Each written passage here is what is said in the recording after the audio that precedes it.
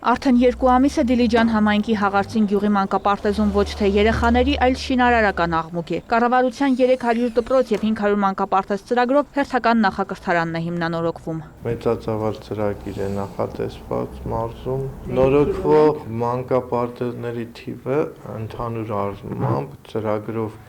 կունենանք արդյունքում 29 մանկապարտեզ, որոնցից 2-ը նոր կլինեն, մնացած 27-ը վերանորոգված։ Այս պահին ընթանում են թվով 5 մանկապարտեզներում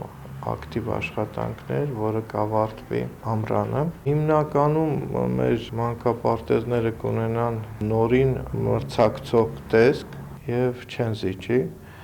նորակառույց մանկապարտեզներին։ Հաղարծինի մանկապարտեզը կառուցվել է մոտ 60 տարի առաջ, միայն մասնակի նորոգումներ են արվել, իսկ այժմ շինարարների խոսքով փոխվում է ամեն ինչ, սկսած տանիքից մինչև դուռու պատուհան։ Շինարարությունը մեկնարկել է հունվարին։ Ամբողջությամբ վատ վիճակում էր, աշխատանքները սկսել ենք տանիքից, փոխվել է ամբողջությամբ տանիքի ծածկը,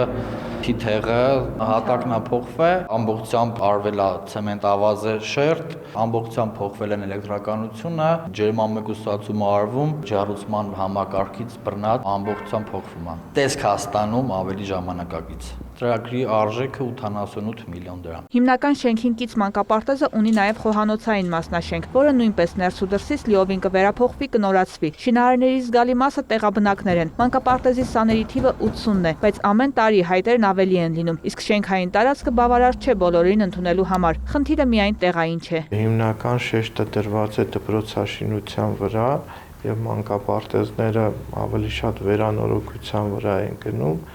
սակայն դա նախնական է։ Հետագայում պետությունը նախատեսել է, որ բոլոր համայնքներում ավելի կոնկրետ տիպային, ավելի հարմար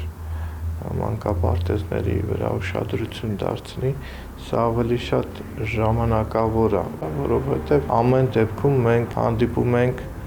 տեղի փոքրությանը, հին շենքի կոնստրուկտիվ լուծումներին, որը սահմանափակում է ավելի բարենպաստ